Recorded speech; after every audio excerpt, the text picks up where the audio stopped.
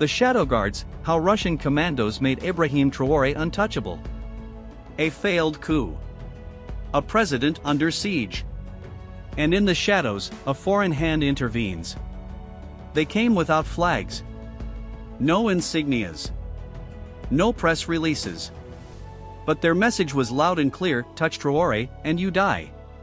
This is the story of the secret Russian commandos who turned Ibrahim Traoré from a vulnerable revolutionary into an untouchable force. The coup that almost was. September 2023. Whispers of another coup begin to swirl across Burkina Faso. Rogue factions within the military are unhappy. Some say Traoré has gone too far. Others, not far enough. Then, a strike. Gunfire near the presidential palace. Armored vehicles block roads. For a moment, power hangs in the balance. But Traoré survives. The plotters disappear. The official story? A minor incident. But insiders say it was close. Too close. The Russian arrival. Weeks later, an unmarked plane lands at night. No journalists. No diplomatic welcome. Inside, highly trained operatives. Russian. Some ex-Spetsnaz. Others allegedly linked to Wagner, though Moscow denies any official connection. They don't stay in hotels. They vanish into secure compounds. Their presence is unacknowledged. But soon, everything changes. Traoré's movements become tighter, more controlled. His inner circle, leaner. Leaks disappear. Security? Bulletproof. Fortified presidency. Burkinabe intelligence insiders claim these Russian operatives now form Traoré's close protection detail. They don't take orders from local generals. They report directly to Moscow or perhaps to Prigozhin's successors. With them around, Traoré is no longer just protected. He is insulated. Sources say, surveillance is tighter, loyalists more empowered, and any internal threat neutralized before it breathes. The price of protection. But power always comes with a price. In exchange for elite protection, Russia gains access to gold mines, military bases, and diplomatic loyalty. Burkina Faso begins shifting eastward. French troops expelled. Russian advisors welcomed. Some call it smart sovereignty. Others call it selling the country's soul from one empire to another. The new axis. Across West Africa, a new alliance forms. Mali, Niger, Burkina Faso. 3 countries led by military rulers, all supported, quietly or not, by Moscow. They speak of Pan-Africanism, anti-imperialism, and unity. But the engine driving this resistance? Russian intelligence and mercenary power, embedded deep within. It's not just about Traoré anymore. It's about a regional realignment with Russia in the middle. The untouchable leader.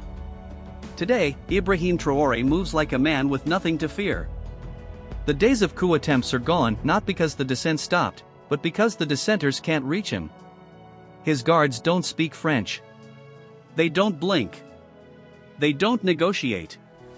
Traoré is no longer just a revolutionary. He's a guarded symbol. A shielded project. And as long as Russian boots remain in the shadows of Ouagadougou, he's untouchable. Information control and psychological warfare. What makes a leader truly untouchable in the 21st century? Not just bullets and body armor, but control over information. After the failed coup, Traoré's regime, with strategic guidance from Russian operatives, intensified media censorship. Independent journalists began to vanish. Anti-government bloggers went silent. Opposition messages rarely survived more than a few hours online. Russian tactics of psychological warfare honed in Ukraine, Syria, and Libya were now being used in West Africa. Rumors were planted. False plots were leaked to smoke out traitors. Loyalty was tested with staged operations. Trust became currency. Paranoia, policy. Shadow diplomacy. On the surface, Burkina Faso remained a sovereign nation. But behind closed doors, shadow diplomacy was unfolding. Russian influence extended beyond the battlefield. Economic advisors began drafting mining contracts. Intelligence agents sat in on cabinet meetings. Military liaisons conducted joint war games with Burkinabe forces, ostensibly to fight terrorism, but just as much to entrench alliances. Traore became a key piece on Russia's geopolitical chessboard. In exchange for strategic access, Russia gained a loyal foothold in West Africa and a regional proxy unafraid to defy Western powers. France exits, Russia expands. In early 2024, Burkina Faso made it official all remaining French troops were ordered to leave. Their bases? Quickly occupied by new security personnel. French influence, already fragile, crumbled. Paris protested, but the message was clear: West Africa was no longer France's playground. Russian expansion wasn't just military.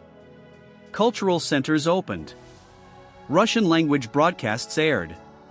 Local militias began sporting Soviet-style insignia. In Ouagadougou, people chanted "Vive la Russie!" with the same fervor they once reserved for Pan-African heroes. Critics in exile, resistance in hiding. Not everyone accepted Traoré's new order. Opposition figures fled into exile. Civil society leaders either vanished or went underground. Resistance movements began forming not in cities, but in the forests and borderlands. A mix of disillusioned officers, former activists, and foreign-trained saboteurs. Their goal? Dismantle the foreign grip they believed had hijacked the revolution. But they were up against a fortress built with steel, secrecy, and surveillance. Every plan leaked. Every hideout exposed. Some whispered of infiltrators among their own. Others spoke of drones, not Burkinabe, but Russian-made, watching from the sky. The myth of invincibility. With every failed rebellion, every silenced critic, a myth began to grow: Traoré cannot be touched. Traoré always knows. Traoré is protected by ghosts. The myth became a weapon more powerful than his commandos. But beneath the surface, cracks formed. Economic hardship lingered. Food prices rose. Inflation bit deep. In villages, the people wondered if sovereignty was enough to feed their families. And while Traoré stood tall in military parades, the whisper in back alleys was always the same: will the shield last forever? Future unknown, the African power shift. The continent is shifting. Old alliances are collapsing. New empires rise not with ships in chains, but with contracts, soldiers of fortune, and cyber manipulation. Burkina Faso stands at the center of this new great game. Ibrahim Traoré, once a captain, now a commander of fates, walks with foreign shadows behind him and the future of millions in his hands.